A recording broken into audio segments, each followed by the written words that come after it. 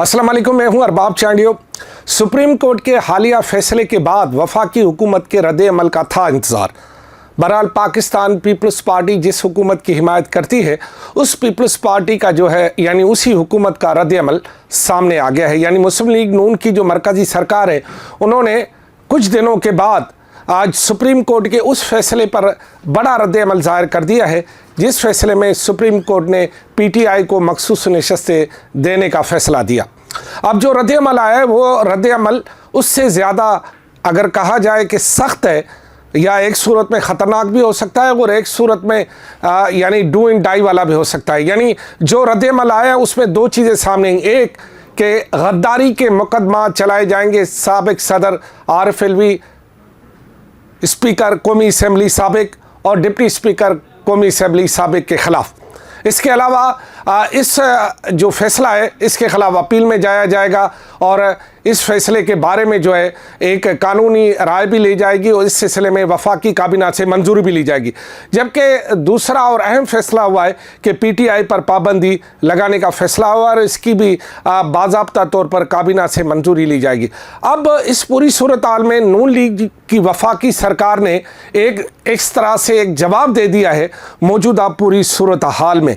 अच्छा, इस सारी सूरत में पाकिस्तान पीपल्स पार्टी जो कि मौजूदा सरकार के साथ जुड़ी हुई है उसका रद्द-ए-अमल जो सामने आना भी है। लेकिन इससे पहले जब भी पाकिस्तान पीपल्स पार्टी से ये पूछा गया है माजी में कि क्या पीटीआई पर पाबंदी लगाई जाए तो उन्होंने रद्द-ए-अमल ये जाहिर किया है कि वो किसी भी सियासी जमात पर पाबंदी के हक़ में नहीं है, बल्कि वो एक कदम आगे जाकर बिलावल भुट्टो जरदारी साहब ये कहते आ रहे हैं कि वो किसी भी सियासी कारकुन के कैदी होने के भी हक़ में नहीं है।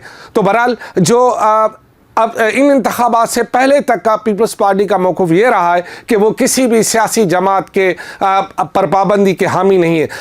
अब देखना ये है कि मौजूदा सरकार पीटीआई को एक सियासी जमात के तौर पर पाबंदी लगा रही है या वो उसे एक दहशतगर्द जमात के तौर पर सामने लाकर फिर पाबंदी लगा रही है। अब दहशतगर्द जमात कैसे पीटीआई को साबित किया जा सकता है, इस बारे में जो उनके पास सबसे ज़्यादा अहम दलील जो है वो ये हो सकती है जो कि मैं आपके सामने इस वक्त रख सकता हूँ। ये मेरी नाचीज़ राय हो सकता है, उनके पास बहुत सारे और भी अवामिल हों और भी राय हो और भी चीज़ें उनके पास हो और भी दलाल उनके पास हो और भी सबूत उनके पास हो।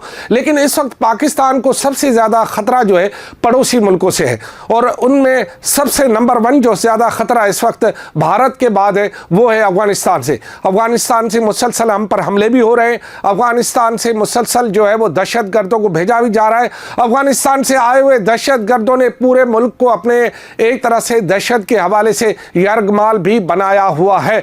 खुसूसन 2 बड़े सूबों जिनमें एक सूबा खैबर पख्तूनख्वा और दूसरा सूबा जो है रकबे के लिहाज से बलूचिस्तान जो है वो उनके नरगे में है। कहीं उनका किसी के साथ इत्तेहाद भी है, लेकिन वो इत्तेहाद किस तरह का है इससे बाद में बात करेंगे। लेकिन इस वक्त अफगानिस्तान सबसे ज़्यादा हमारे लिए डेंजरस बना हुआ है। अफगानिस्तान को सपोर्ट कौन कर रहा है? अफगानिस्तान की जो इस वक्त अगर हम ये देखें कि पीटीआई की जो खैबर पख्तूनख्वा की सरकार है वो अफगानिस्तान को मुकम्मल सपोर्ट कर रही, वो तालिबान के साथ बैठी हुई है। तालिबान मुल्क के खिलाफ हमले कर रहे हैं, तालिबान मुल्क को तहस-नहस कर रहे हैं। तालिबान अभी जब मैं आपसे जिक्र कर रहा हूं तो 8 मुहर्रम हराम को भी दहशतगर्दों ने जो है वो बनों में एक फोर्सेस पर हमला किया। अल्लाह सही उनको सलामत रखे, क्योंकि हम किसी के भी जान के पीछे नहीं है। वो फोर्सेस हो, आम आदमी हो, गरीब आदमी हो, वो कोई भी ज़बान बोलने वाला हो, सा यानी सिंधी में साह बोलते, उर्दू में सांस बोलते, उसका अख्तियार सिर्फ अल्लाह के पास है, किसी इंसान के पास नहीं।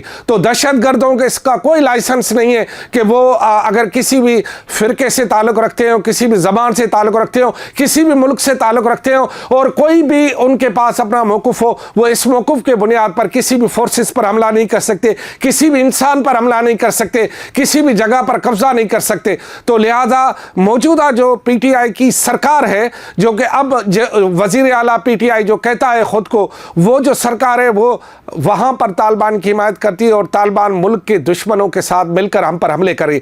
तो ये एक सबब या एक पहलू बन सकता है पीटीआई पर पाबंदी का। और पीटीआई, क्योंकि इस वक्त सबको ये पता है, फोर्सेस को, पॉलिटिकल लोगों को, खुद पीटीआई के बहुत सारे लोगों को इस बात का इल्म है कि अगर ये कहा जाए कि खैबर पख्तूनख्वा की सरकार जो है वो मौजूदा सूरत हाल में, मेरा ख्याल है कि अगर ये कहा जाए कि वो तालिबान की सियासी विंग है और वहाँ पर तालिबान की सियासी तर्जुमानी कर रहा है, हुकूमती तर्जुमानी कर रहा है, तो गलत नहीं होगा।